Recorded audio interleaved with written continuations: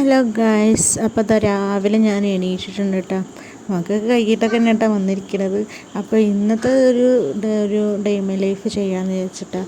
അപ്പോൾ ഇന്ന് ഒരു പ്രത്യേകിച്ചൊരു ദിവസമാണ് ഗായ്സ്. ഇന്ന് മൂപ്പിമോളെ 40ആണ്. അപ്പോൾ ഞാൻ രാവിലെ എണീറ്റ പാടെ അടുക്കളയിൽ പോയി നോക്കുകയാണ് കേട്ടോ. അപ്പോൾ അതമ്മ നല്ല പണിയിലൊക്കെയാണ്, ചേച്ചി നല്ല പണിയിലാണ് കേട്ടോ. അപ്പോൾ ഇവൻ്റെ ബർത്ത്ഡേ അല്ല 40ആണ് ഗൈസ്. അപ്പോൾ അതിൻ്റെ ഇടയിൽ ബിരിയാണിക്കുള്ള മസാല ഒക്കെ തയ്യാറാക്കുന്നുണ്ട്. പിന്നെ എന്താ പറയുക, അതിൻ്റെ ഇടയിൽ ഞാൻ തുടക്കലൊക്കെ കഴിച്ച് വന്ന്. അപ്പോൾ അടുക്കളയിൽ എത്തിയേക്കുമ്പോൾ ചിക്കനൊക്കെ പൊരിച്ച് വെച്ചിരിക്കണം കേട്ടോ. പിന്നെ ഇത് 40 കുളിച്ച് ഇറങ്ങണ നേരത്തെ ഒരു മുറുക്കാനും അടക്കൊക്കെ തിന്നിറക്കിയതിൻ്റെ ശേഷം നമ്മൾ ശർക്കരയും തേങ്ങയൊക്കെ കഴിക്കണം എന്നൊക്കെ പണ്ടുള്ളൊരു ഇതാണ് കേട്ടോ.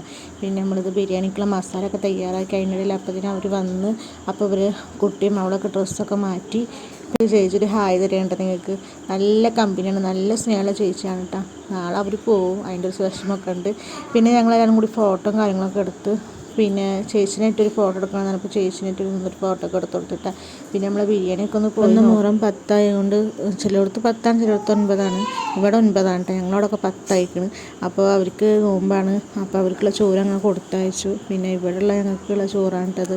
പിന്നെ ഞാൻ നല്ല പുഡിങ്, നമ്മൾ ബൂസ്റ്റിൻ്റെ പുഡിങ് ഉണ്ടാക്കിയിട്ടുണ്ടായിരുന്നു. നല്ല അടിപൊളി ടേസ്റ്റാണ്. വെറുതെ ഉണ്ടാക്കിയെന്ന് കേട്ടോ. ശനിഗ്രാസ് ഇരിക്കുന്നതാണ് ഇപ്പോൾ ഉണ്ടാക്കിയത്. പക്ഷെ നല്ല അടിപൊളി ടേസ്റ്റ് ഇന്ന് ഗൈസ്, ഒരു രക്ഷ ഉണ്ടായിരുന്നില്ല. പിന്നെ ഞാൻ അതിൻ്റെ ഇടയിൽ ഇതേപോലെ ശർക്കര തേങ്ങ തിന്നു. എനിക്ക് നോമ്പില്ലല്ലോ. പിന്നെ നമുക്ക് വയ്യാത്തതുകൊണ്ട് നമുക്ക് നോക്കാൻ പറ്റില്ലല്ലോ. അപ്പോൾ മക്കൾക്കൊക്കെ ചോറ് കൊടുത്തിട്ട് അവർക്കൊക്കെ നോമ്പ് ഇട്ടിട്ട് എനിക്ക് അനിയത്തികൾക്ക് മാത്രം നോമ്പില്ലാത്തതുള്ളൂ കേട്ടോ. അപ്പോൾ